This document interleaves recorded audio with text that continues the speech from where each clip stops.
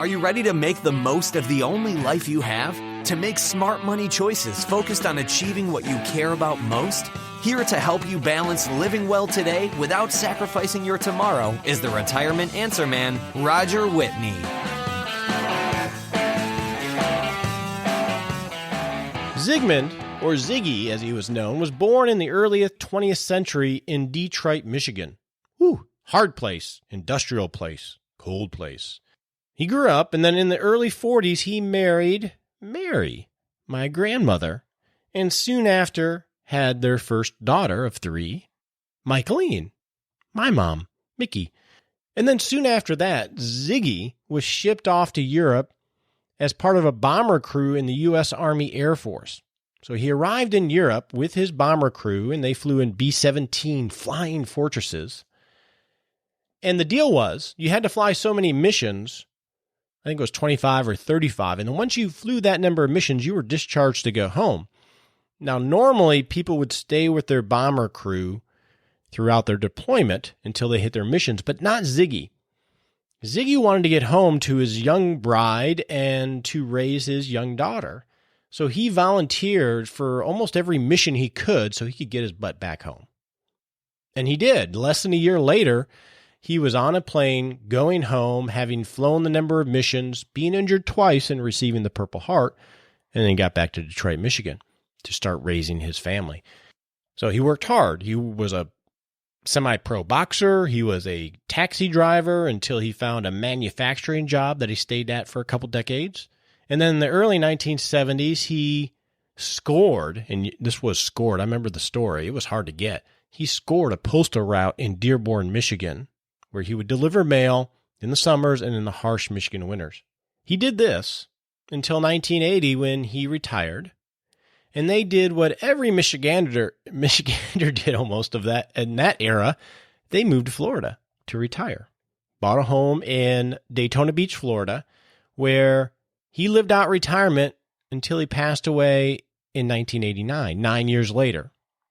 And during that time, they read books, they watched movies, they went for walks, they sat on the park bench of life because they were worn out from the physical work that they had done for the decades prior. Now, contrast that with Johnny, who is age 60 today. So Johnny, unlike Ziggy, he's not physically worn out. Now, he may be mentally worn out from too many meetings and travel and sales presentations and corporate-y stuff, but physically he's doing pretty good. And he's not looking to look at retirement as the park bench of life. He's looking at retirement as his chance to be free to pursue the things that he wants to pursue. So he's going to be healthier, he's going to live a lot longer, and we'll talk about that, and he's going to be much more active than Ziggy ever was. Now, both of these guys are supported by the Social Security system, and which hasn't changed that much since Ziggy's era to now, but how we maximize those benefits definitely has, and that's what this show is going to be about. But before we do that, let's get to that all-important disclaimer.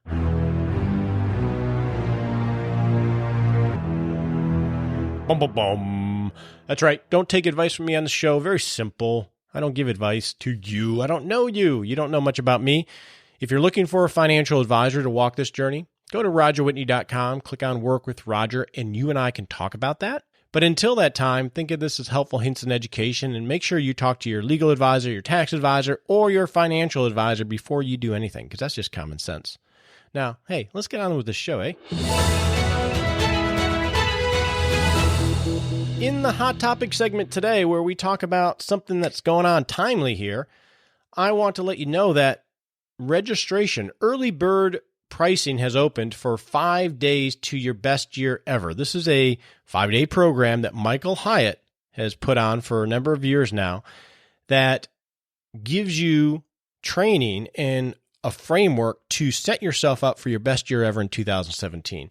Now, I've been sharing some of his resources over the last couple weeks, and as of yesterday, December 6th, he's opened up the cart to be able to purchase this course, and early bird pricing closes on the 8th, but you'll be able to buy this through December 15th. Now, why am I even promoting this thing?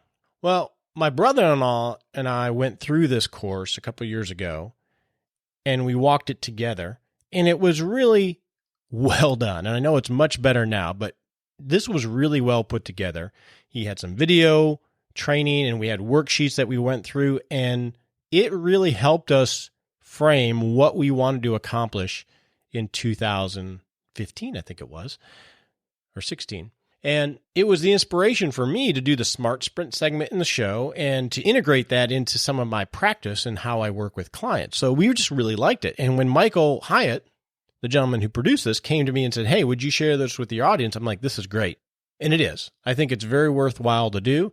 If you do buy it through my website anyway, I will receive compensation for that. So just be aware of that. No more than you would pay on your own, but I believe in it. I've walked it myself, and I think it's great, so I thought you might enjoy it too. So if you're interested in learning more about it or registering for the course, just go to rogerwhitney.com, click on the link for this episode, and I'll have the links there for you to do it. Now, let's talk about this really geeky Social Security stuff.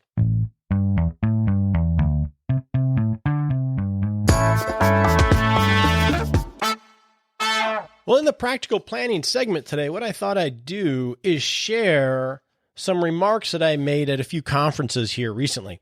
I just came back from a whirlwind tour of Texas, anyway. Went to Houston, Arlington, and San Antonio to speak at the Texas Society of CPA Expo. This is a 2-day conference they put on in multiple cities to provide continuing education for CPAs. And they asked me to do a presentation on maximizing Social Security benefits. Super exciting. Got to keep my geeky card. So I'm asked to do the presentation on Social Security. All right, can do that. Want me to speak for at least an hour and 15 minutes. All right, I can do that. And they want me to speak at lunch. So can you imagine what is more exciting than Social Security maximization strategies while you're eating food? Very exciting. But I just came back from Houston, got great feedback. So I thought I would share some of the framework and remarks that I made for them, because I know this is an issue that we all deal with, especially us here on the Retirement Answer Man show. Now, before I get started, I want to say you have your own unique situation. So this is going to definitely be helpful hints. I mean, you have unique age of you and your spouse and the spread of your age. That's going to impact how you make these decisions. You have income levels that are different. Some of you have pensions, some of you don't. Some of you have various mixes in how your balance sheet in terms of taxable, tax deferred, and tax-free assets are allocated. All those things and more will play into this. So I can't speak to you directly in this kind of forum, but I think I can give you a framework to help you walk this journey. So the Social Security benefit package that you get, 96% of us are covered by Social Security. So it's pretty much the country in terms of workers. Here's the interesting thing, though, and this is what we're going to hone in on a little bit when we build this framework. Currently, 73% of people receiving Social Security benefits for retirement have taken reduced benefits, meaning that they started retirement before they were qualified or of age for their full retirement benefit. Now, this is a permanent decision that can really be impactful for the rest of your life, especially if we think of this as old age insurance. So the vast majority of people are taking the benefit, a reduced benefit, as soon as they qualify. So one, why is that? Why are people handicapping themselves potentially in this way? Well, I think number one is a good portion of people, they just need the income. You know, it's age 62 when they first qualify for reduced benefits, they just got to have the money. Totally get that. What's another reason? I've heard, hey man, I earned this. I've earned this, and I don't trust the government. I don't trust the economy. I don't trust what's in the Social Security lockbox or whatever they call it. I need a bird in the hand when I can get it. Forget the two birds in the bush. I think that's a big part of it. And a lot of people are worried about the system, which, according to a recent study I saw, the lockbox or the Social Security fund will be depleted in 2033. Hey, that's not that long. 16 years. At that time, though, tax revenue will still make up 77% of current promised benefits. So it's not that bad. And I personally think there are a lot of fairly easy fixes that will happen. So if you're 55 or older, I think most of this stuff is not going to affect you. It may affect you a little bit in maybe taxation and some means testing.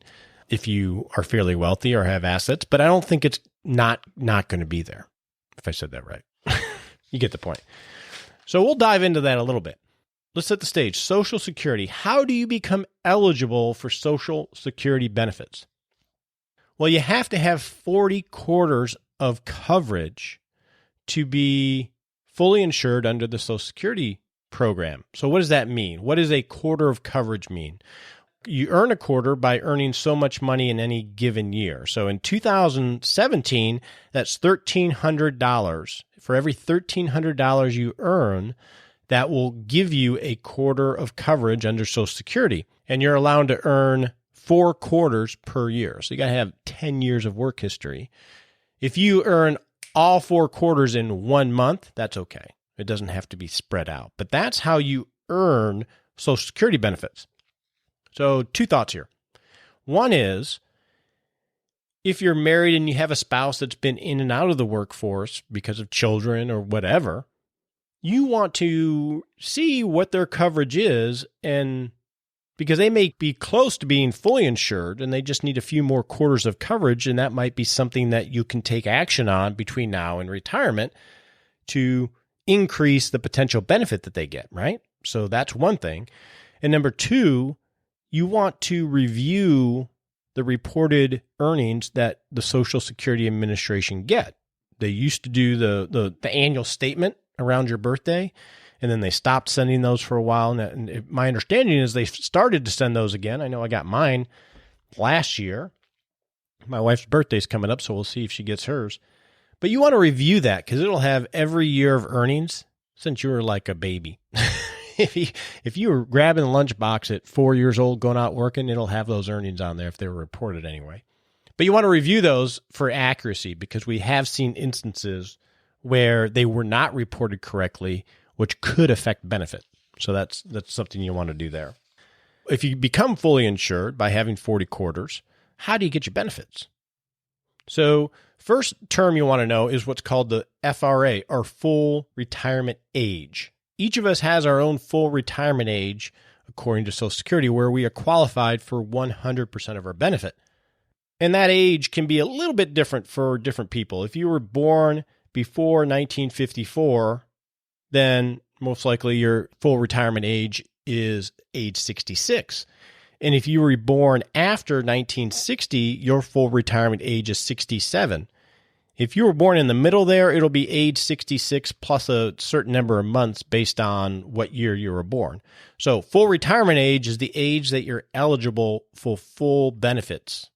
And then your benefit is calculated off of your what's called primary insurance amount.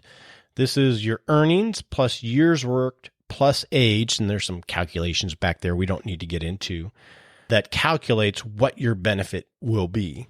Now, before your full retirement age, so for me, I'm born in 1967, that would be age 67, I can take my benefit at age 62 at a very reduced rate. So let's talk about that. Let's make an assumption here. Let's say that we have a $2,000 benefit at full retirement, which is, we'll call it age 66, okay? We'll say age 66, you qualify for $2,000 a month from Social Security Administration. You are eligible to take your benefit at age 62, but you're going to get 75% of that benefit. So you're going to get $1,500 a month, not $2,000 if you choose to take it early. So think about that. We got 73% of people taking Social Security taking a reduced benefit. I think it's they want that bird in the hand. So once you take that reduced benefit, you're locked in. You're at that reduced benefit for the rest of your life and your survivor's life, and we'll get into that a little bit. And that's what most people are doing. And then from age 66, let's say you get to full retirement and you say, well, I don't need the benefit yet, or I'm still working. Every year you delay taking Social Security, and we've talked about this before, your benefit actually goes up until age 70. So in the example that we're using here, a $2,000 benefit at age 66 at age 70 would be $2,640, or about a 32% increase in the monthly benefit that happens for the rest of your life. Now, there's no work in here. There's no COLA adjustment because Social Security, I say it so much, I'm having trouble. adjusts for inflation based on CPI. And over the last 10 years, Social Security benefits have increased about 2.5% a year. There were 2 years, I think, that there was zero increase, but at least in the last 10 years, you see a 2.5% bump in your Social Security payment, which can really factor in when you do the numbers on do I take it early or do I take it late or on time. But it comes down to we're sitting here at age 62. We're evaluating, do we take our benefit? And we're looking at, okay, if I take it today, I get $1,500. I have to wait 4 years to take it at age 66 to get $2,000. Do I take the $1,500 or do I take the $2,000? Do I take the $1,500 or do I take the $2,000? And the traditional way that I've seen planners and individuals do the calculus to make that decision is something called the break-even number or break-even age. And all that is you calculate, well, if I take the $1,500 today, I know what I'm going to get. But what's the break-even age where I catch up? Because taking the money today, that gives you cash flow right now. And if you wait 4 years, yeah, you'll have a higher benefit, but you're still going to be behind. So what is the age that those lines cross over to where it makes sense to wait that extra 4 years? That's called the break-even age. So the break-even age between taking a $2,000 benefit at age 66 or taking the $1,500 benefit at age 62, the break-even age is like 78. So if you're sitting there at age 62 and saying, okay, I can get $1,500 today, or I can get $2,000 in 4 years, and then you do the break-even calculation, it's like, whoa, if I wait 4 years, I'm not going to see the benefit of waiting until I'm 78 years old? Holy cow, that's a long time. I don't know if I'm going to live that long. A lot can happen between now and then. Maybe I should just take it today. I don't even know if the system will be around when I'm 78 years old. I just should take the money today. I think that's a lot of the logic that we see because we look at that break-even number and it seems so far out that it's like, no, I'm just going to take my money. I'm not going to worry about whether I'm out there or not. So I think that's a lot of the thoughts that are happening when people are thinking about this. And I get it. It seems like a long time until we start to think of this idea of longevity. So my son was home for Thanksgiving and we're sitting around playing a board game. And I said, hey, Spencer, you know what? You're 20 years old. You know what? You have a 50-50 chance of living past the age of 100. That's good odds. You skew that for education, social economic stuff, the odds are probably a lot better, right? Well, Johnny, that guy that was 60 that we talked about, he has a 50-50 chance of living past age 90. Holy cow. This really starts to change some of the calculations when we think about when to take Social Security. So the Stanford Center for Longevity did a study, and in 1950, the average age in retirement was 8 years. Well, in 2015, it was 20 years. So that gets us to 80. And then that is going up every single year.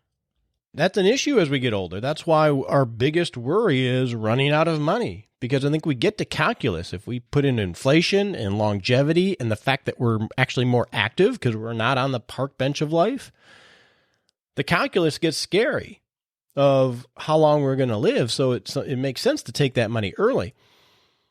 Well, when we think about Social Security, though, the term that traditionally was used is, what is it? It's old age insurance.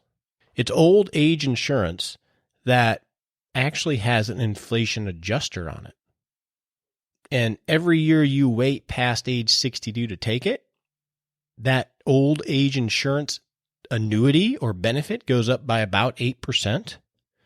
Plus, once you lock in the higher rate, it's going to increase with inflation over a good period of time. Imagine what that could compound to when you're 90 or 95 or 100. Now it starts to get a little bit more interesting, and we forget that we are planning that we're going to live as long. Oh, and one other thing, I'll just throw this in there as a side, but it's not. If it's a traditional household where the husband is the higher earner than the wife will most likely outlive the husband. And when he dies, her Social Security benefit, if it's lower than his, will step up to his benefit. So it's when you're making that decision, it's not just about your life, it's about the potential for your surviving spouse, whichever way it goes. Making sure they're okay, which is something I think most of us care about, whether we're a man or a woman. So I want to stay here for a second because I want to talk about one other thing related to our longevity and when we take this Social Security benefit. One thing we get worried about is, well, if life happens to us, whether that's a pension going away or losing a job or any number of things, a spouse getting sick, what do we do? How do we deal with that? So when we are in early retirement, think of some attributes of being in early retirement. We're still connected with our coworkers and our professional network, right? We're probably healthier than we're going to be 10, 15, 20 years from now. If we're in our early 60s or mid 60s, we're going to be healthier than we will be 20 years from now. So we're really connected because we're recently retired. So all of our professional network is fresh. We still have our health and we still have skills because we're fresh out of the workforce that are pretty relevant. We may have some street cred to be able to do some things if we needed to, even if we retire in those first 3 or 4 years of retirement. Contrast that with later retirement. So let's say you're out of the workforce 10, 15, 20 years. Well, you're going to be less healthy. You may be healthy, but a little slower.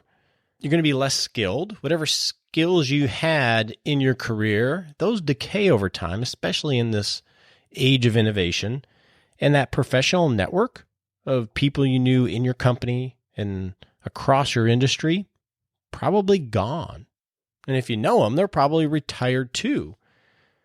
So when you're making this decision about taking early benefits or not, I think you need to factor in possibly working early in retirement. I know that sounds horrible, doesn't it? Not working like your 9-to-5 corporate job, but working on and doing something in your own terms, because early in retirement, you have the maximum flexibility you're going to have to be able to turn on income if you need it, whether because life happens or not, compared to later in life. And there's that phrase, make hay while the sun shines, right? And in early retirement, after that little honeymoon period where you do all the things that you just were dying to do, it makes sense to work, and you don't have to work a lot. And I'll show you in a little case study I did for the CPAs that I will send to you if you're signed up for 6-Shot Saturday. So I'll include that in this Saturday's 6-Shot Saturday email of someone where we do a case study on when they should take Social Security. And I show the effect of how just even earning $15,000 a year for the first 5 years of retirement can drastically change the outlook on how secure they are in retirement. It makes a big difference. And I'll share those slides with you via 6-Shot Saturday. If you're not signed up, you can sign up by putting the words SIXSHOT as one word. Text that to the number 33444, and that will get you signed up, and you'll receive 6-Shot Saturday. Or go to rogerwhitney.com and enter your first name and email. But my point is that early retirement is when you have maximum flexibility and ability to earn a little bit of income and still capture that freedom that you care about, and it can go a big way in helping you delay Social Security and set yourself up for potentially a better life in retirement and later on. Now, why do I hammer that so much? Well, recently a Fidelity study showed that of the 73% that are taking early benefits in Social Security, get this, only 12% were taking it because they felt they actually needed it. Did you hear that? Of the vast majority of people that are taking Social Security benefits earlier really don't feel that they need it to survive financially. They don't need it for the income. It goes back to that mentality. I remember this lady, Sally, she said it best. Look, I'm going to get it while I can. I earned it and I want it. And I get that attitude, especially because we did earn it and we put a ton of money into it, didn't we? And at 62, it's like, man, I don't know if the system's going to be around. It's hard to have faith in things in terms of the government. So I get it. They don't know if they'll live long enough to get past that crossover line. But here's why that may be a really bad decision.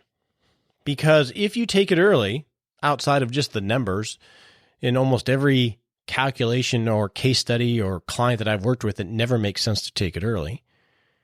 But even outside of that, if you take it early and you decide to go back to work or find the need to go back to work, it's going to be rough. Because if you take Social Security before your full retirement age and you work, you could have your benefits reduced prior to full retirement age. Now, anything that is reduced, you get back when you reach that full retirement age, but it can still be pretty onerous. So as an example, let's say you have a $2,000 benefit, like the one that we're talking about, and you earn $30,000 a year doing something. You took a year off and then you got bored, so you went and you're working, but you still have some freedom. So you earn $30,000 a year. Where if you took your retirement benefits early and you're earning $30,000 a year, you'll see your monthly benefit reduced by about $600 a month, or by 30%, because those benefits will be reduced for any dollar you earn over $15,720.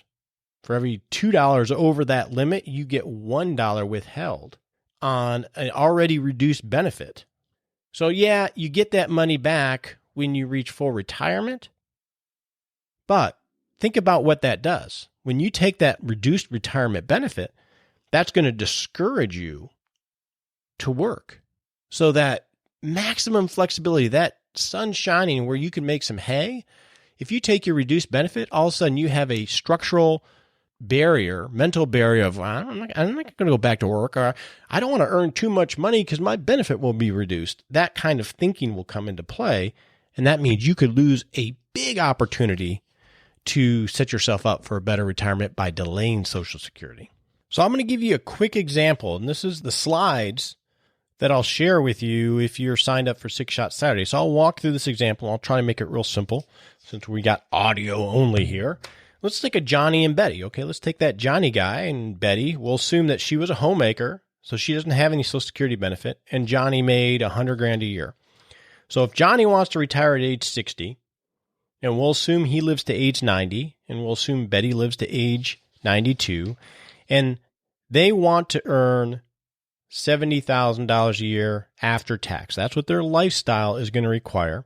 And then we'll add on all the Social Security costs and healthcare costs above that $70,000 a year.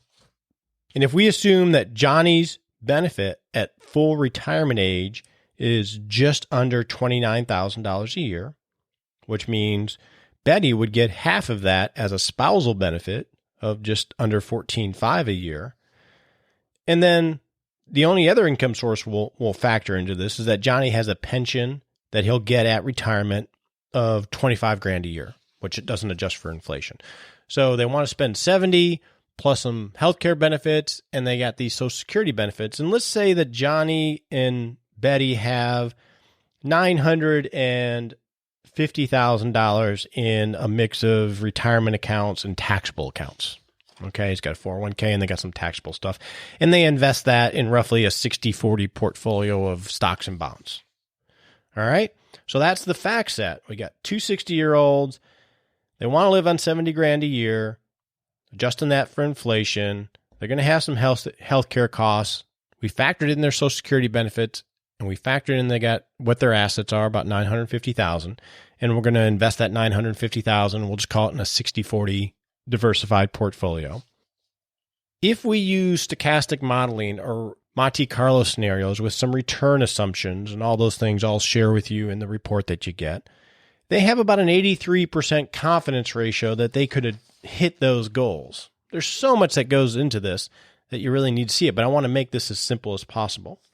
So if we take that same mix, and that's assuming they take Social Security benefits at full retirement age. So if we test and see, okay, what if they took their benefits early? What if they took their benefits at age 62 and not age 66, which is their full retirement age. Well, that 83% confidence ratio would actually go down to 76%. So a drastic decrease in the results of the Monte Carlo scenario stochastic modeling. Their confidence level of achieving the lifestyle that they want goes down by a decent percentage. So their lifetime benefit, if they took as soon as possible, would be about $955,000. Their lifetime Social Security benefit, assuming they live to the age that we're targeting, if they took it at full retirement, would be $1,142,000 and some change. And then the next question is, okay, what if they waited until age 70? Because remember, if you wait and take your benefit later in life, you get higher benefits, right? So at full retirement age, if Johnny's benefit was $29,000, roughly, if they wait until age 70, if Johnny waits till age 70, his benefit would increase to almost $37,000. So a pretty hefty increase by waiting those years. And their total benefit as a couple would go from $1.142 million to $1.173 million. So they'd get more money. So here's my question. Do you think if they delayed Social Security, they would end up being better in terms of the confidence ratio from the economic model that I'm running, the stochastic modeling? Maybe. Intuitively, you would think yes. But in actuality, if they took Social Security at age 70 rather than at full retirement age, their confidence ratio would go from the 83% at full retirement age down to 77% at age 70. So in this scenario, it doesn't make sense, at least it appears it doesn't, that they should delay Social Security. Why is that? There's a lot of different things that go into that. It goes into what are their relative ages to each other, how long are we forecasting they live, what type of asset allocation, what are their income sources, what assets do they have, are their assets in tax-deferred, tax-free, or after-tax assets, and what percentage. There's a lot of things that go into play there. But my point is, and I'll share this presentation if you're signed up for Six Shot Saturday so you can actually look at it. But I guess the point is, a lot of us look at what the total benefit is that we might receive, and we use that to guide our decision. More money, maybe I wait. Or we look at what the break-even point is of when waiting will come out ahead. But if the goal is to position yourself to hit the lifestyle that you want and to position yourself so the surviving spouse can be okay, those two things don't necessarily give you that guide, because both of those wouldn't give you the highest confidence ratio, at least in the analysis that I did. So it gets a lot more complicated than just simply where's the crossover point or what's the maximum benefit. So hopefully this gave you some flavor to how to start thinking about the Social Security decision. And I think rather than look at it as purely a math problem, I think we need to have it integrated in the entire wealth management and retirement conversation. Again, I'll share these slides in this coming Six Shot Saturday, so you can take a look at that. Now let's get on to the Smart Sprint of the week. On your marks, get set.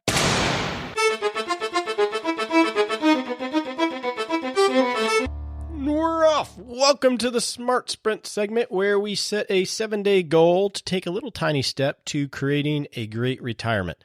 So here is my challenge for you over the next 7 days. Every year, well, actually, this is the first year I've done it, but it was so powerful, I'm doing it next year. I choose a word that is my North Star in how I'm going to make decisions in 2017. So I have my word. It came to me the other day. My word is focus, is to close the aperture and focus and say no to things that are off point so I can have the biggest impact in my business and in my family and with clients that I serve. So for me, my word is focus, because that's what I really need to do in 2017 to move the ball forward, not just financially, but personally as well. This last year, my word was trust, and that was to stop trying to figure it all out on the front end and just trust that the path will be revealed if I act boldly. So that gives you some context. So my challenge to you is over the next 7 days, start to noodle on what word you need to have to be your guidepost for 2017.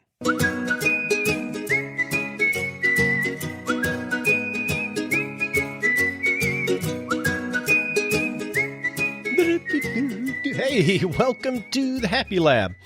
So, I'm recording this actually on Sunday. So I'm going to tell you what I did yesterday, which made me very happy.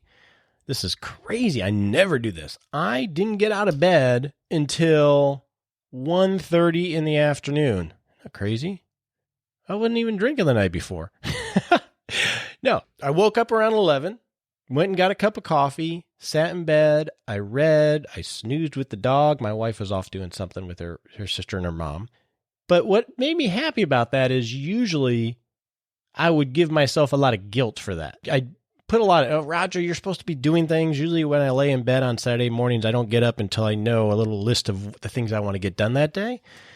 And I allowed myself that rest because this last week was just a crazy week. And I think I was listening to my body, and I think we need to do that. I think you need to do that to not put so much pressure on yourself when you're really exhausted.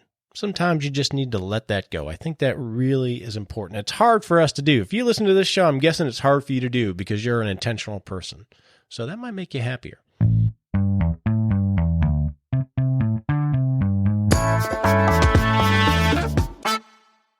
Hey, I want to thank you so much for listening to the Retirement Answer Man show. I'm excited about Christmas. I hope you are as well. Look forward to talking next week. Until then, this is Roger Whitney, the Retirement Answer Man. We appreciate you joining us today for this episode of Retirement Answer Man. Be sure to visit rogerwhitney.com/answers to access the Retirement Answer Library with over 30 checklists to help you make the most of the only life you have. Remember, you have more power than you realize to create an amazing life starting today with Retirement Answer Man. The opinions voiced in this material are for general information only and are not intended to provide specific advice or recommendations for any individual. All performance referenced is historical and no guarantee of future results. All indices are unmanaged and may not be invested into directly. Have a wonderful day.